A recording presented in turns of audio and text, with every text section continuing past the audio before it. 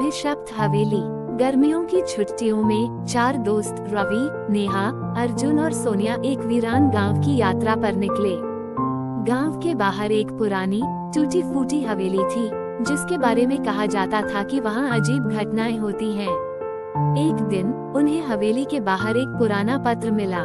जो इस हवेली में एक रात बिताएगा उसे सच का सामना करना पड़ेगा। लेकिन क्या तुम तैयार हो? रवि ने हंसते हुए कहा, यह जरूर किसी की शरारत होगी। नेहा ने थोड़ा झिझकते हुए कहा, पर लोग इस हवेली के बारे में अजीब बातें क्यों कहते हैं? अर्जुन जोश में आ गया, हमें एक रात यहाँ बितानी चाहिए। कौन जाने कोई खजाना मिल जाए। आखिरकार जिज्ञासा के चलते वे हवेली के अंदर जाने को तैयार हो गए। हवेली का दरवाजा चरमराता हुआ खुला। अंदर घना अंधेरा था और हर कोने से सड़ी लकड़ी और धूल की गंध आ रही थी। उनके कदमों की आहट गूंज रही थी और कभी कभी ऐसा लगता था जैसे कोई और भी वहाँ हो। हॉल में एक पुरानी घड़ी थी जो 12 बजाने वाली थी।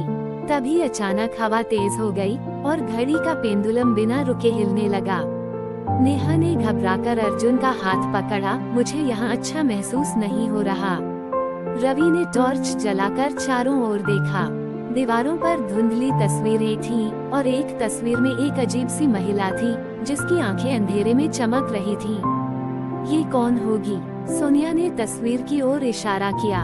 तभी तस्वीर खुद ही नीचे गिर गई और उनके पीछे किसी के चलने की आहट आई। अब तक चारों के दिल तेजी से धड़क रहे थे। अर्जुन ने हिम्मत जुटाकर आवाज दी, कौन है वहाँ? कोई जवाब नहीं आया, पर अचानक एक दरवाजा अपने आप खुल गया।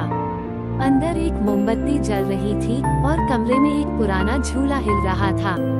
यहाँ कोई खेल खेल रहा है हमारे साथ, रवि ने गुस्से में कहा।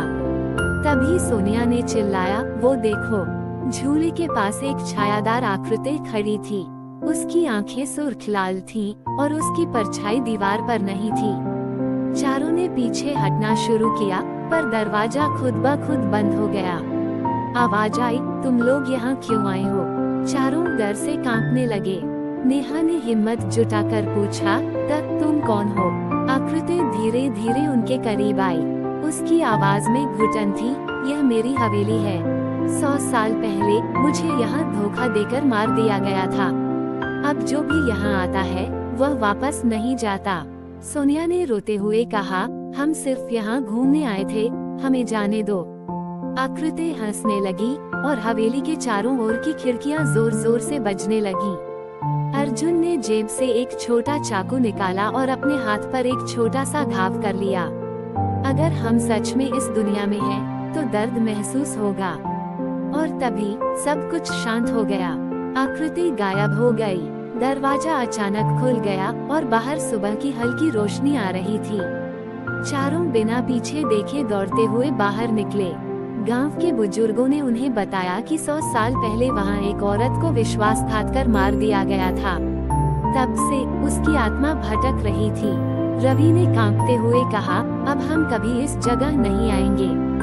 नेहा ने पीछे मुड़कर देखा, हवेली अब खंडहर में तब्दील हो चुकी थी, जैसे वहाँ कुछ था ही नहीं। तो क्या ये सच था या फिर एक भ्रम? कोई नहीं जानता, लेकिन वे चारों जानते थे कि उन्होंने वहाँ जो महसूस किया वो हकीकत से कम नहीं था।